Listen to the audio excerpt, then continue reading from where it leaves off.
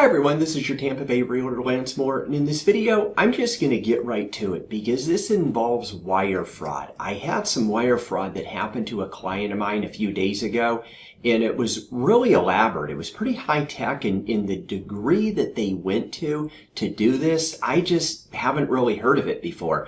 So I wanted to bring this up to you because I know a lot of home buyers out there are going to probably be losing a lot of money due to this because it just looks real. So I'm going to go over that, and I'm going to do a screenshot video showing you the emails so you get an idea of what was sent to look out for this. Now, I just want to say before I get into that, if you're buying a home and you wire money somewhere, always verify where you're wiring the money. If you're getting the wiring instructions from an attorney or a title company, it should be encrypted. So in other words, it just shouldn't be an email with the wiring instructions in the body of the email or as a PDF attachment or a Word attachment. If you see this, run for the hills. Always call up whoever sent it to you or wherever the money's supposed to be going, say a title company, and verifying this with them. If it's a builder, sometimes the builder reps will actually hand out the wiring instructions for their title company or for wherever it's supposed to go. So you want to make sure that you check everything out. If it seems a little suspicious, always take caution, and always go ahead and make sure and verify that you're sending it to the right place. And then when we get done with the end of the video, I'm going to give you a little tip on what I do, how to protect what I have, so this doesn't really happen to me. Anyhow, so let's just jump right into it, and here's the screenshot of the emails. Okay, so here's the email, and what ended up happening, I had my buyer get this email, and he contacted me, and I didn't know what the heck he was talking about. So I picked up the phone, called him, and he was explaining to me how I sent him an email to wire the money, and I asked him to send the emails to me. So this is the first email. And what happened when it came over to him, it only said it only had Lance Mohr here. It didn't have this, whatever email this is that they use, this Comcast.net right here.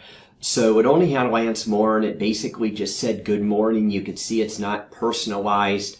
The $18,000 should be wired to the title company's commercial trust account. I will send you wiring instructions once you acknowledge receipt of this email by replying. And then it says, I'm busy and I have limited access to my phone, so can you send me an email? Because they obviously didn't want him to pick up the phone and call me. So, and then they put thanks, Lance Mohr, Keller Williams, and then my license number, my broker number. So obviously that is a little weird right there because that isn't how any of my signatures go. Now this was the first email right here. Okay, so this is the second email. It came over, it has the property address on it, looks like it's coming from me. This one came over about 15 minutes later in the morning, and it said, see the wiring instructions below, and it told him to wire the money over Chase Bank in Pasadena, California. It gave the routing number. Now, here's where I knew something was really weird going on with this. He recognized it when he saw the Pasadena, but this was a Lennar home that the buyer was buying.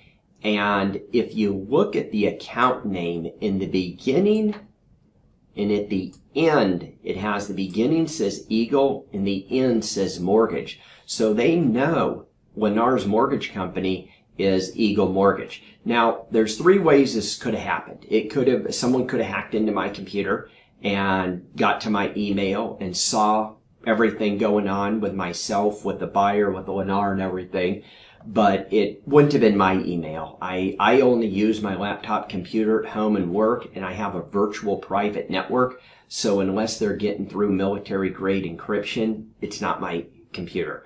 The second option would have been Lennar. I highly doubt it was Lennar, and I talked this over with the Lennar rep just because of the protocol that they'll have on their computers in their office. So the buyer doesn't have a computer at home. If he needs to use one, he'll use his neighbor's, but he has a mobile device.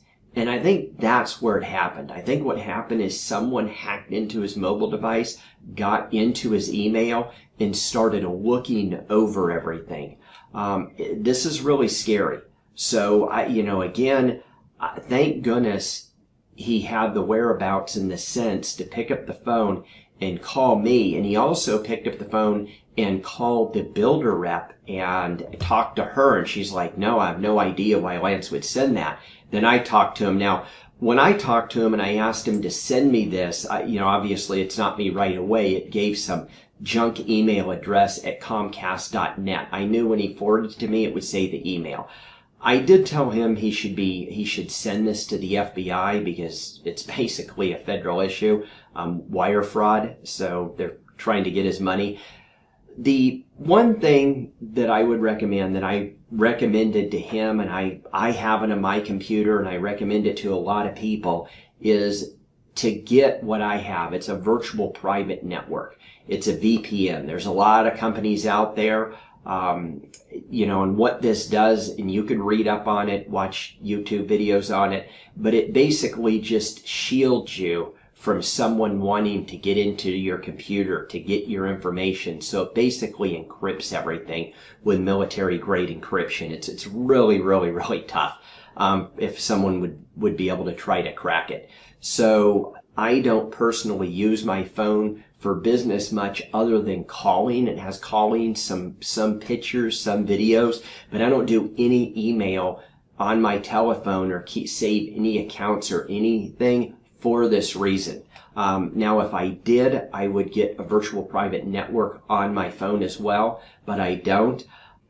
So I hope that helped you. Again, I'm not here to pitch having you get a VPN. I just think it's a really good and safe thing to get. I would definitely do it.